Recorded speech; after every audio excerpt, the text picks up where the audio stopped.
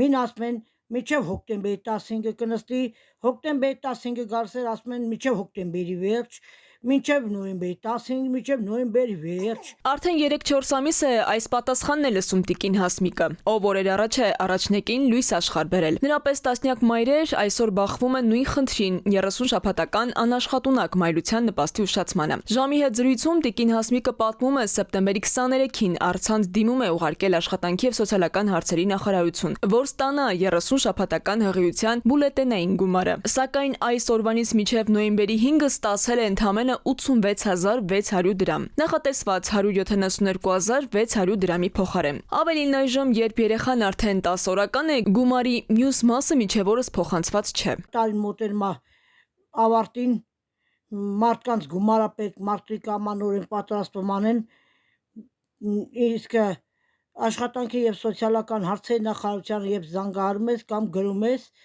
ասում են տեխնիկական խնդիր առաջացի։ 3 ամսվա մեջին այդ տեխնիկական խնդիրը չեն կարողանում լուծել։ Ինչու են ուշացնում փողը։ Ընդունելով, որ խնդիր կա, աշխատանքի եւ սոցիալական հարցերի նախարարությունից ասում են, մասնագետներն ուսումնասիրում են հարցը։ Հիմա շատ ակտիվ աշխատանքները արվում են տեխնիկական ու համադրման խնդիրների համապարփակ լուծման ուղղությամբ, բայց այնուամենայնիվ, քանի որ համակարգը ինքը նոր է գործարկված, կարող է լինեն առանձին դեպքեր, որոնք առանձին ուսումնասիրության կարիք ունեն։ Նաեւ գործում է 114 թեժ գիծը նախարարության։ Թեժ գծից էլ օգուտ չկա, ասում է նույն իրավիճակում հայտնված Ալիսա Մկրտումյանը, ում դիմումը նախարարություն ուղարկվել է սեպտեմբերի 12-ին։ Վերջին փոխանցումն ասում է ստացել է նոյեմբերի 11-ին կրկին 86000 դրամ, 180000 դրամի փոխարեն։ Սոցիալ նախարարությունից նրան հայտնել են, թե խնդիրը իրենց իրավասության տիրույթում չէ, առաջարկելով դիմել թեժ գծին։ Թեժ գիծ, հիվանդանոց, առմետ համակարգ։ Այս շղթայի վերջին կետից ասել են, թե համակարգում ամեն ինչ կարգին է։ Պատասխանեց, որ Արմեդում էլ է ամեն ինչ նորմալ, այնտեղից էլ չխնդիրը, ուղղակի տեխնիկական խնդիր է առաջացել, դրա պատճառով էլ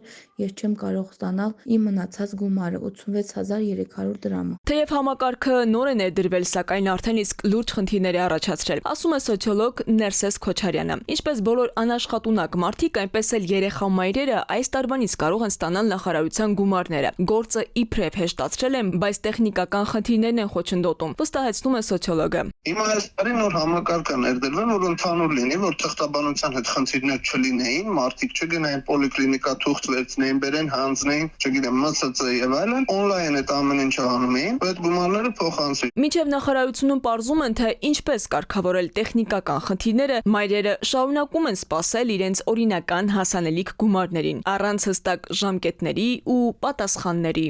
Քնարիկ Պետրոսյան, ժամը լրատվական։